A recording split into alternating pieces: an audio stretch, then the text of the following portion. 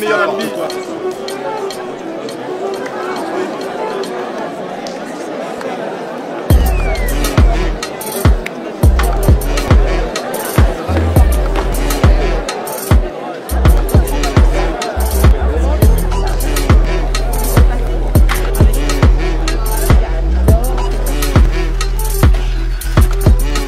Je m'appelle Anthony. Salut. Salut, ça va? Ça va? Ouais, c'est cool. Tu sais pourquoi il y a autant de monde? Ah ouais, son dernier cours a eu un certain succès. Et t'en as pensé quoi? J'ai détesté. J'ai adoré. Ce prof est brillant. Imbu de sa personne. Des techniques pédagogiques super originales. Je le trouve Mystérieux. louche et inutilement sévère.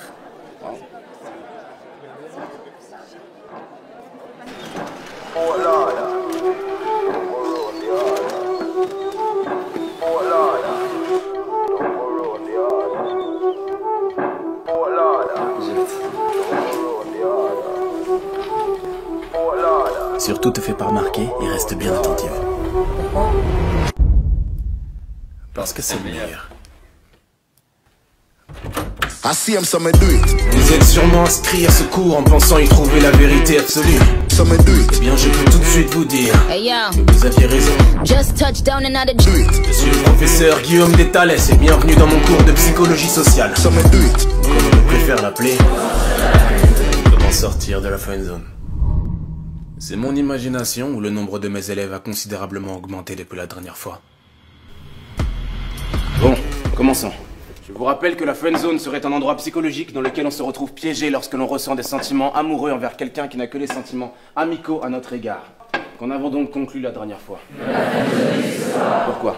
Qu'il y a la seule friendzone qui existe et celle dans laquelle on se met seul en se comportant trop amicalement avec quelqu'un qui nous plaît. Et donc? Alors sortir de la friendzone consiste tout simplement à changer son comportement. Opter pour le comportement séducteur au dépend du comportement amical. En gros, ça dépend que de nous. Très bien, maintenant faites-vous plaisir et donnez-moi des signes. Des signes qui nous montrent que nous nous sommes probablement mis dans la friendzone. La voix au téléphone. La voix. Si on s'appelle le soir et je prends pas ma voix grave de m'être fatigué, c'est clairement la friendzone. Très bien. Quelqu'un d'autre? Si je réponds rapidement à son message alors qu'il a pris des heures avant de me répondre, c'est la friendzone. Pourquoi? Parce que si c'est un pote et qu'il met des heures avant de me répondre, c'est pas grave, je peux répondre vite. Par contre, si c'est un flirt, faudrait pas qu'il croie que je guette ses messages. Plutôt qu'il le sache, c'est ça? Exactement. C'est plutôt une question sur un des signes. Accélérez, accélérez. Vous voulez que les gens nous quittent avant la fin de l'histoire ou quoi? Si elle like ou commente notre dernier post Instagram, c'est bien parce Pas que... forcément, mais si elle like une photo de vous qui date de 3 ou 4 mois, c'est bon signe. Parce que là, elle veut vous montrer qu'elle a remonté votre profil. Un dernier? Mais qui l'ont eu, Les deux tapes sur l'épaule. Les deux tapes. Alors, après avoir rigolé ou qu'on est en train de se dire au revoir, une fille qui est à l'aise avec un garçon aura tendance à poser sa main sur son épaule. Alors si c'est juste poser ou caresser, c'est bon signe. Par contre, si elle tapote son épaule, là, croyez-moi, c'est la friendzone. D'accord. Très bien. Écrivez le sous-chapitre comment désamorcer le processus d'amitié. Désamorcé? Un problème? Vous en parlez comme si c'était une bombe, comme si c'était mortel. Depuis quand est-ce que l'amitié est quelque chose qu'il faut redouter à tel point qu'on doive la désamorcer? Bon, vous avez l'air d'avoir perdu un ami. Et vous êtes persuadé que c'est à cause de moi? Quoi, c'était votre meilleur ami? Écoutez, ce n'est pas de ma faute si votre ami C'est n'a... vous qui avez déclaré que la friendzone n'existait pas. C'est depuis vous qu'ils remettent tout en question si on a le malheur de leur envoyer un cœur bleu. Vous avez créé des monstres incapables de se contenter d'amitié. Depuis vous, dès qu'ils ont l'impression de détecter un signe d'une soi-disant friendzone, ils ont subitement envie d'en sortir. Parce que vous les avez encouragés à en avoir peur, à voir ça comme quelque chose de vexant, comme quelque chose qu'ils doivent désamorcer. Alors qu'au contraire, ce que vous n'avez pas dit, c'est que lorsque quelqu'un vous considère comme un véritable ami, vous comptez vraiment. Et bien plus qu'un énième crush comme on en croise 1 million dans une vie. Bien plus. Vous avez créé des monstres. À votre avis, combien de couples se sont formés depuis votre premier cours Comment sortir de la friendzone? Combien ont réussi à transformer leur amitié en relation amoureuse? Amitié qui durait sans doute depuis des années. Des centaines? Des milliers? Combien? Et ces nouveaux couples, on dirait quoi? 6 mois? 1 an? Grand max? Vous êtes persuadés de créer de l'amour, alors que tout ce que vous faites, c'est détruire de l'amitié. Parce que l'amour échoue bien plus facilement que l'amitié. J'ai compris ce que vous essayez de nous dire, mademoiselle. Alia. Je ne vous ai pas demandé votre nom. Eh bien, je vous l'ai donné quand même. Vous avez terminé, mademoiselle Alia.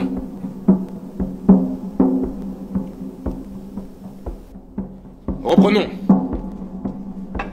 Vous avez créé des monstres.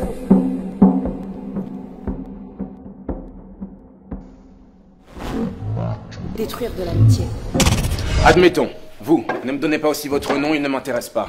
Quelle est la nourriture que vous aimez le moins? Quoi? Allez, dans quel restaurant vous n'allez jamais manger? Japonais. Pourquoi? J'aime pas le poisson cru, les sushis et tout. Si je vais, je prendrai que des brochettes. Donc bon, ça va un peu cher pour des brochettes. Ne me racontez pas votre vie. Quelqu'un est d'accord avec lui ici? Vous deux, vous êtes ensemble? Non, on est juste potes. Ouais. Combien de fois êtes-vous allé manger au resto japonais du coin de la rue à l'heure du déjeuner? Plusieurs fois. C'était bon? Ouais, j'aime bien. Pourtant, vous avez levé la main, vous, donc vous détestez ça, n'est-ce pas? Oui, mais... Vous aussi, vous avez levé la main. Vous y allez quand même à deux? Bah non, on n'y va jamais ensemble. Vu qu'il n'aime pas. Vous avez compris, mademoiselle Alia. Votre théorie dit que je détruis l'amitié. Mais dans le cas 1, votre soi-disant ami va venir manger des sushis avec vous et des petites brochettes en vous cachant qu'il déteste ça. Tandis que dans le cas 2, votre ami vous dira qu'il n'aime pas ça en prenant le risque que vous y alliez avec quelqu'un d'autre. Et alors?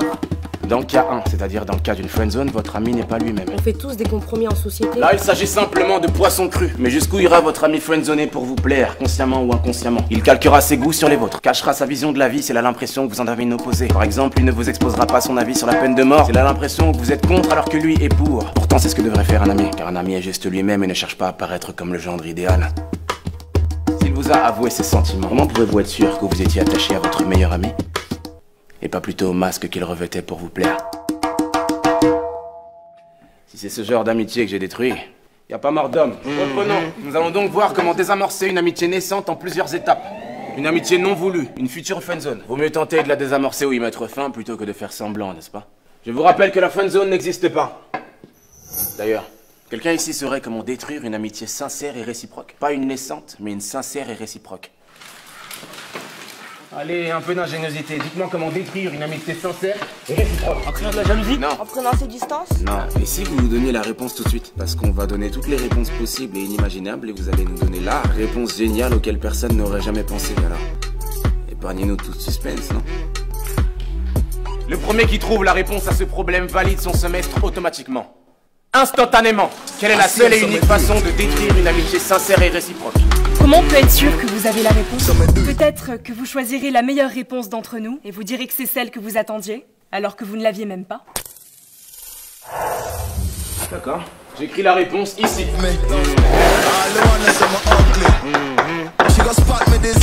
Vous avez jusqu'à la fin du cours pour la trouver.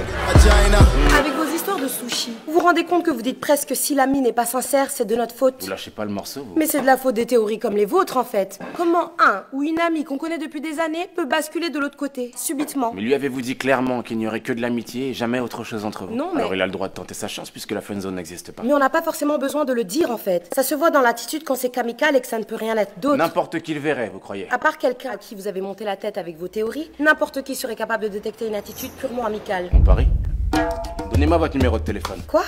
Vous voyez l'homme de ménage à l'extérieur de l'amphi? Il s'appelle Richard, il travaille dans cette université depuis un peu moins d'1 an et il est homosexuel. Allez lui parler, invitez-le à sortir comme manger ou ce que vous voulez. Invitez Richard mais purement amicalement comme vous dites. Vous prétendez que n'importe qui reconnaîtrait votre attitude amicale. Mais si Richard croit plutôt que vous lui faites des avances, alors il vous dira qu'il est homosexuel et qu'il n'est pas intéressé. Dans ce cas-là, je gagne le pari. Et dans le cas contraire, s'il accepte le rendez-vous, c'est qu'il aura reconnu vos intentions purement amicales. Et là, c'est vous qui gagnez le pari. Facile. Mais je n'aime pas les tricheurs, alors donnez-moi votre numéro de téléphone et cachez un écouteur dans l'une de vos oreilles. Je vous appelle en haut-parleur pour que tout le monde puisse entendre votre conversation avec Richard. Alors, pari tenu?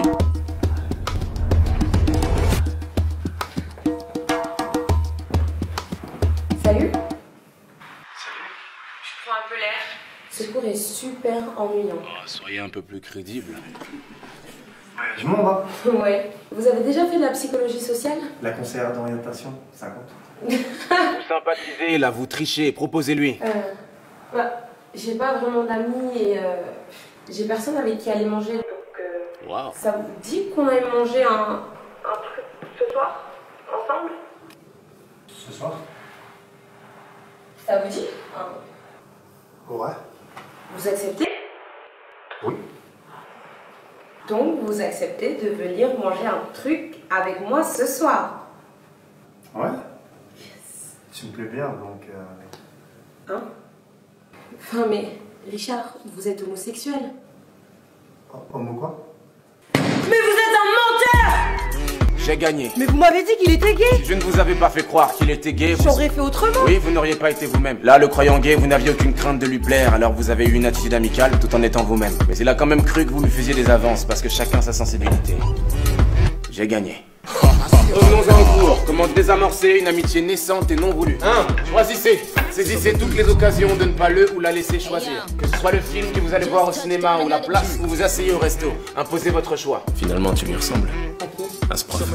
Ah, tu lâches pas l'affaire, comme lui. Mieux vaut l'agacer plutôt que d'être toujours d'accord avec lui ou elle. Mais fais gaffe à pas trop le pousser à bout. Parce que je pense pas que lui supporterait de réaliser qu'il a peut-être tort. Ne soyez pas trop visiblement à l'aise. Montrez de la timidité et de la réserve. On est trop à l'aise avec un ami, pas avec un amant. 4. Soyez plutôt distant que trop présent. Ignorez-le ou là pendant 2 jours et revenez comme une fleur le 3e. Laissez l'autre revenir vers vous. 5. Non. Yes, c'est la fille qui m'a friendzoné, monsieur. Non, ne répondez pas. Ne répondez pas! Allô? Oui, tu m'as demandé de t'appeler. Qu'est-ce que je dis?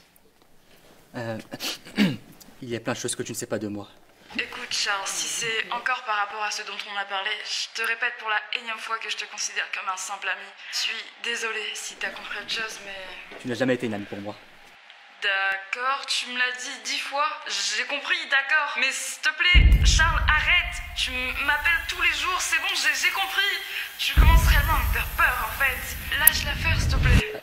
Allô? Alors c'est bon? Elle va me rappeler, c'est ça? C'est quoi la prochaine étape? Vous allez me sortir de la friendzone, monsieur?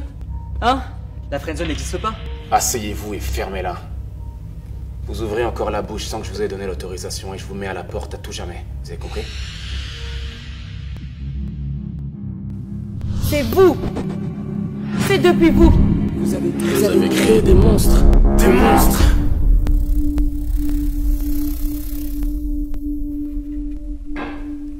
Mademoiselle Alia, je suis désolé que vous ayez coupé les ponts avec votre meilleur ami, simplement parce que mon cours l'a poussé à être sincère avec vous.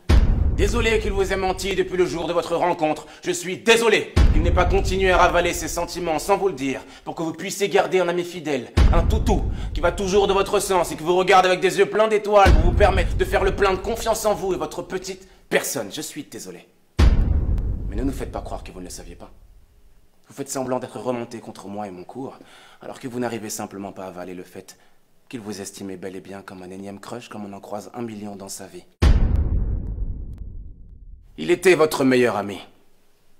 Mais vous n'êtes visiblement pas assez bien pour être la sienne. Faites avec.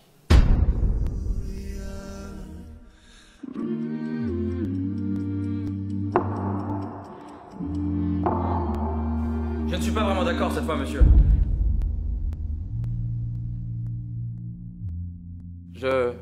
Enfin... Peut-être que son meilleur ami la considérait vraiment comme son ami, sincèrement. Ah, c'est donc lui ton ex-meilleur ami. Mais que suite à votre cours, qui était génial. Peut-être qu'il s'est dit que s'ils s'entendaient si bien, peut-être que ce serait du gâchis de ne pas tenter de se mettre ensemble. Et puis, peut-être qu'à force d'y penser, il a fini par lui faire part de tout ça. Mais que ça a brisé quelque chose entre eux et qu'ils ont préféré s'éloigner. Mais de là à dire que l'amitié n'était pas sincère... Je vous avais dit que le prochain qui ouvrait la bouche dans mon cours sans mon autorisation serait mis à la porte, alors fichez-moi le camp. Je dis fichez-moi le camp! Vous croyez où là? J'ai une tête de psy conjugale ou quoi? Vous croyez pouvoir venir dans mon cours, raconter vos sornettes, comme si j'étais un plateau télé? Et vous aussi, mademoiselle, vous créez des monstres. Sortez de mon cours et ne revenez jamais!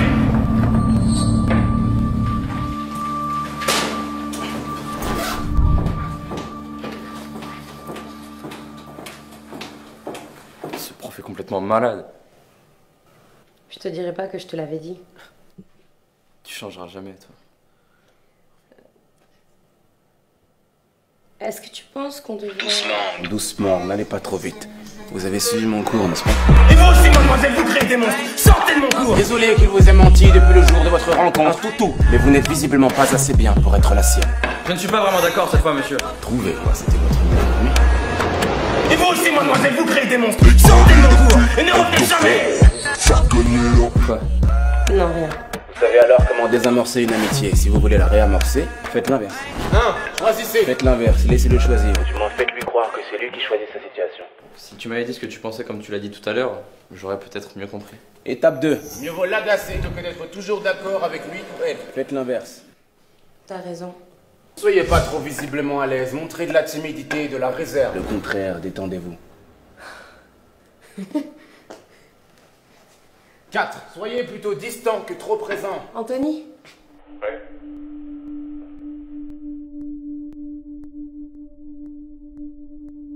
La friend zone n'existe pas. C'est un endroit psychologique dans lequel on se retrouve piégé lorsqu'on a fait une erreur comportementale.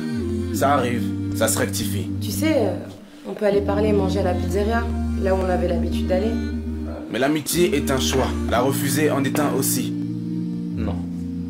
Si vous choisissez de détruire cette chose inestimable délibérément pour je ne sais quel état d'âme, quelqu'un ici saurait comment détruire une amitié sincère et réciproque. Vous ne pourrez vous en prendre qu'à vous-même. Allons plutôt manger un burger. J'ai jamais aimé les pizzas. Les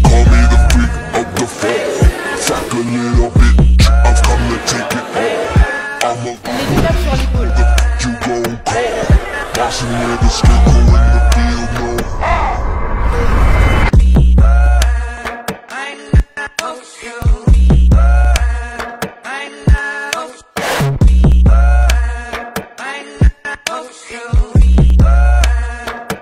Yeah.